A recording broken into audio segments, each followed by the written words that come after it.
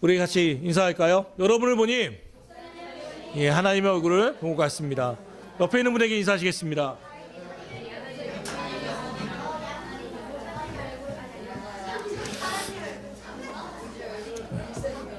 네, 오늘 진짜 뭐죠?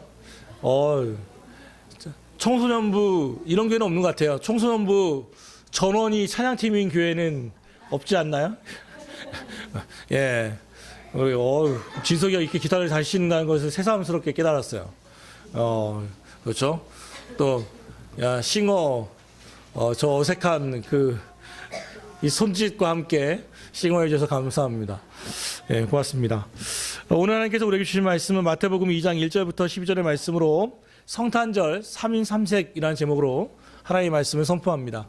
우리가 성탄절이 되면 매번 듣는 이야기죠. 또 연극으로 많이 이야기되는 이야기입니다. 헤로데 이야기입니다. 이 얘기는 우리 동방박사의 이야기, 너무나 많이 잘 알고 있는 이야기이죠. 근데 오늘 이 말씀을 다시 한번 꺼내 듭니다. 왜냐하면 이 마태복음 2장 1절부터 12절의 말씀을 보면 이 성탄절을 맞이할 때 어떻게 맞이하는지에 대한 사람들이 너무 잘 나타나기 때문에 그렇습니다. 다 아시는 것처럼 이때 당시에 이스라엘은 노마의 식민지로 살았습니다. 피지배 계층이었죠. 그러면 그렇기 때문에 황제 아구스토라고 하는 이가 그들에게 수를 재기 위해서 각자 고향으로 돌아가라고 명령하였습니다. 고향에 돌아가서 지금으로 말하면 호적조사할 거니까 동사무소 가서 너희들 살던 동사무소 가서 온라인 등록 안 되니까 가서 너희들 다 등록해야 한다. 그래서 사람들을 거기에는 예외가 없습니다. 임신했든 또는 병이 들었든 어떻게든 자기 고향으로 돌아가서 등록을 해야만 합니다. 처녀였던 마리아도 이제 만삭의 몸인데도 불구하고 무거운 몸을 이끌고 자기 고향으로 돌아가는 길이었습니다. 사람들이 워낙 많으니까요. 방도 없고 거할 곳이 없습니다. 그래서 겨우겨우 얻은 것이 마구간이었습니다. 거기서 이제 예수님은 누일 곳이 없어 마을 구유에 누이게 되시죠. 그 이야기입니다. 그런데 오늘 그런 이야기가 이렇게 진행돼도 되는데 뜬금없는 사람이 등장합니다. 동방박사라고 하는 사람들입니다. 보통 박사를 영어로 NIV로 보면 닥터로 번역돼야 하는데 닥터로 나오지 않습니다. 매지션입니다. 마법사라는 뜻입니다. 그러니까 이때 당시에 이 사람들 동방박사는 의학 박사가 아닙니다. 정확하게 말하면 점성술사들입니다. 별들의 길을 보면서 천기를 보면서 뭐 하는 거예요? 농사 지을 때 우리나라도 보면 첨성대 같은 게 있잖아요.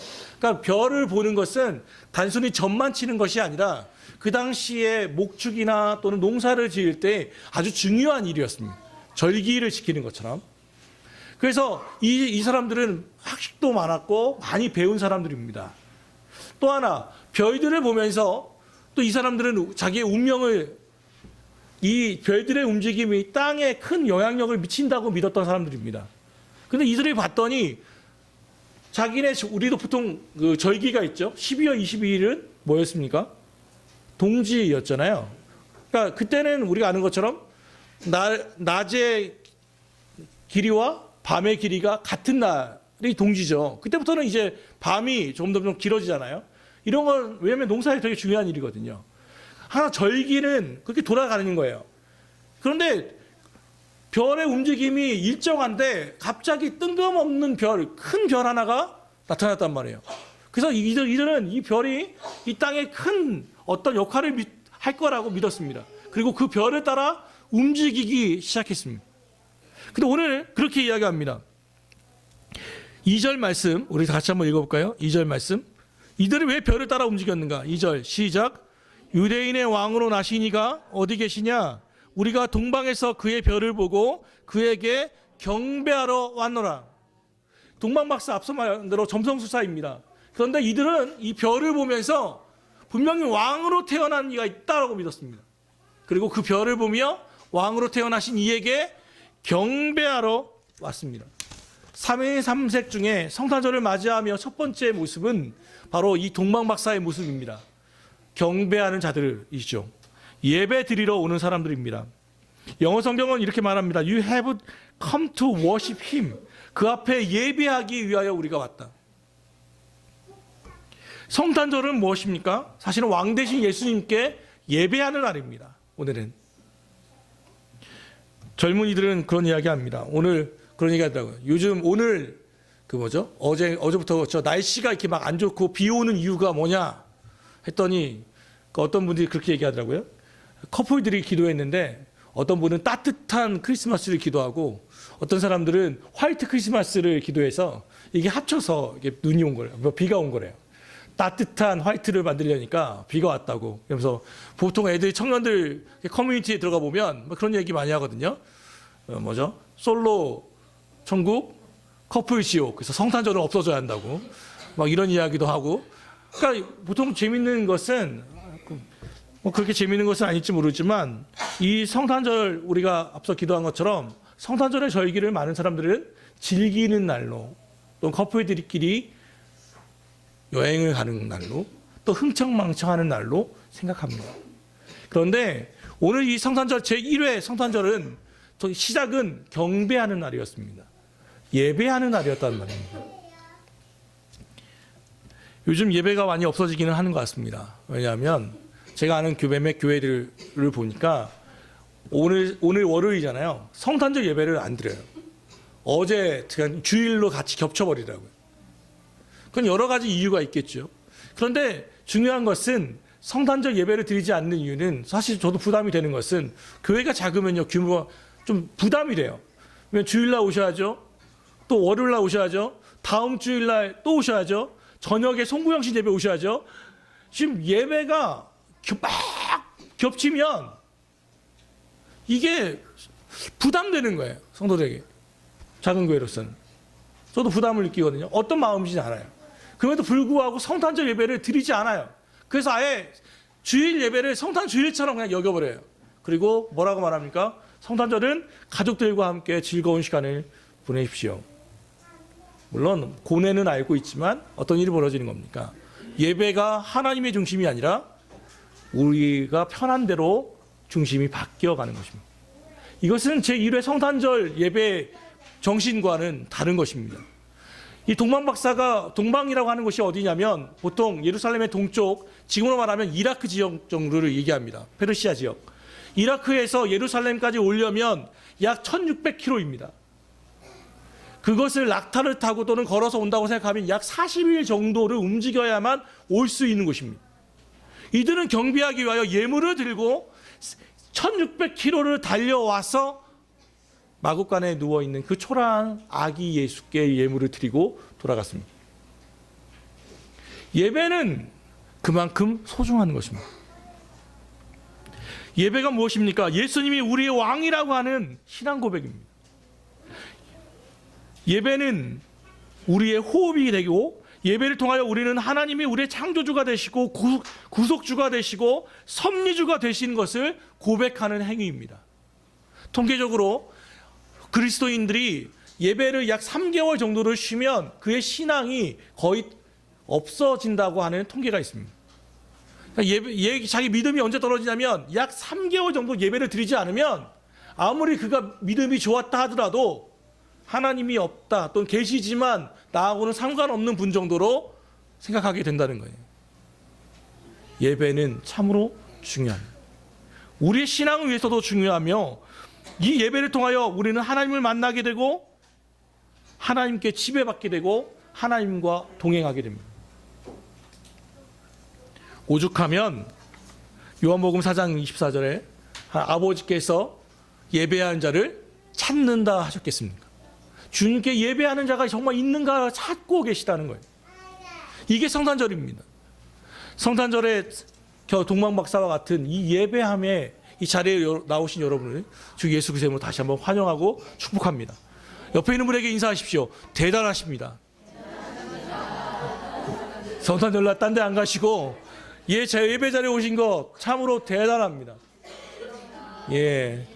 그렇게 이 예배의 삶이 우리의 중심이 될 수 있도록 우리는 살아가야만 합니다.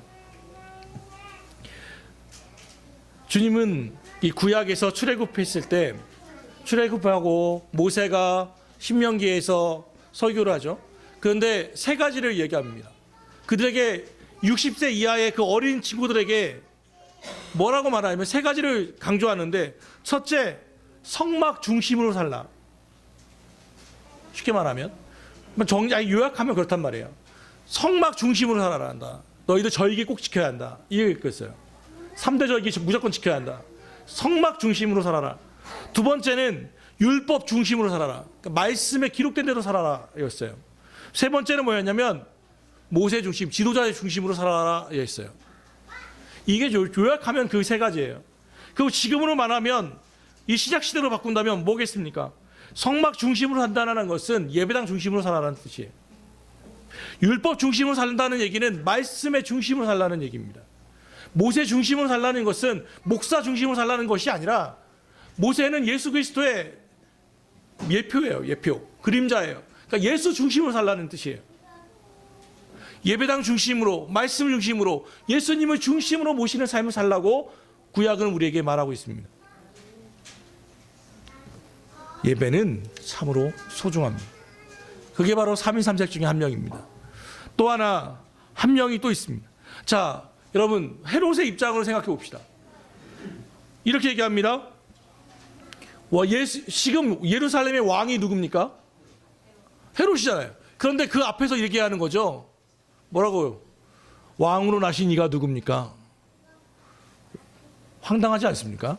생각해 보세요. 저 가까운 교회에 지금 담임 목사로 있는데 와가지고 어떤 분이 와서 다음 담임 목사님 어디 계십니까? 이거 얼마나 이게 황당한 일이 됩니까?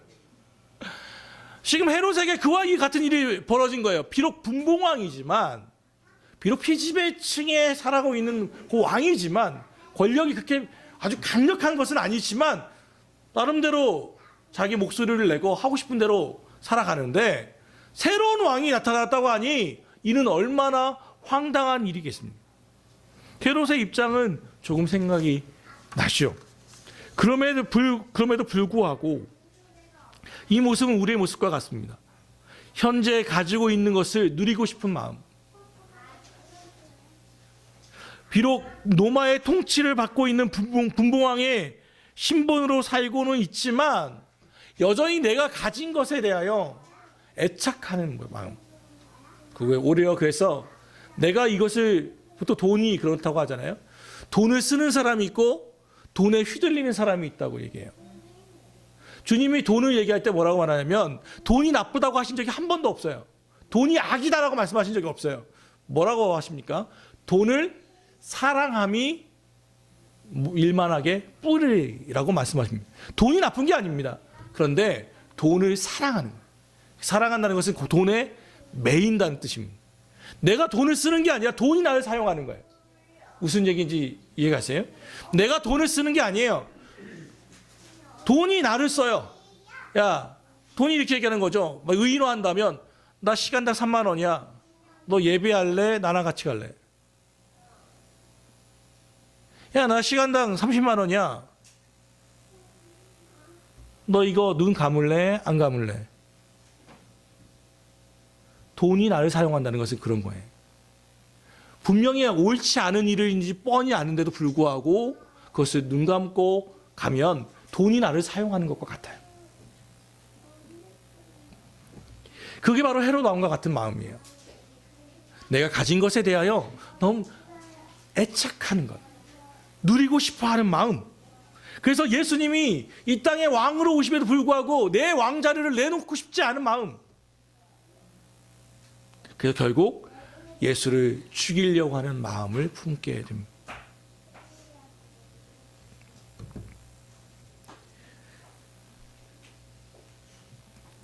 여기에 빌부터 같이 사는 사람들이 있는데 바로 그게 대제사장과 서기관들이에요. 이들도 헤롯 왕과 똑같아요. 헤롯의 너무 이 말씀을 보면 볼수록 놀라운데요. 헤롯 왕이 소동하고 나서 물어보죠. 4절 말씀 한번 읽어볼래요? 4절과 5절 시작.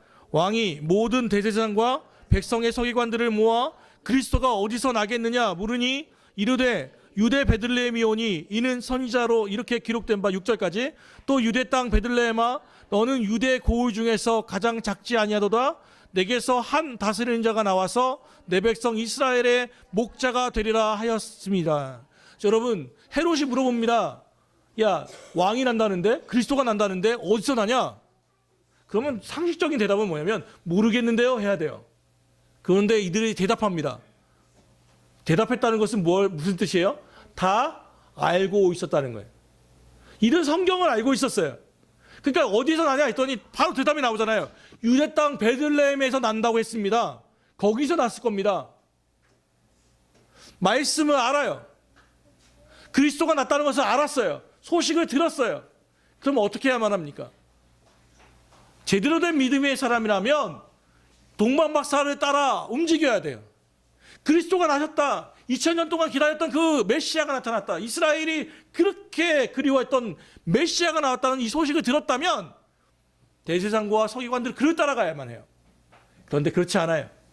이들은 예수가 아니라 헤롯에 빌붙었어요. 자기의 성경 지식을 헤롯을 위하여 공급했어요. 유대 땅 베들레헴에서 난다고 했습니다. 그에게 조언하게 되고 결국 헤롯은 이 2살 이하의 모든 아이들을 다 죽이는 참혹한 아기 학살의 현장에 이들의 지식이 잘못 쓰이게 된단 말이에요. 예수님의 탄생을 알고는 있지만 경배하지 않는 것.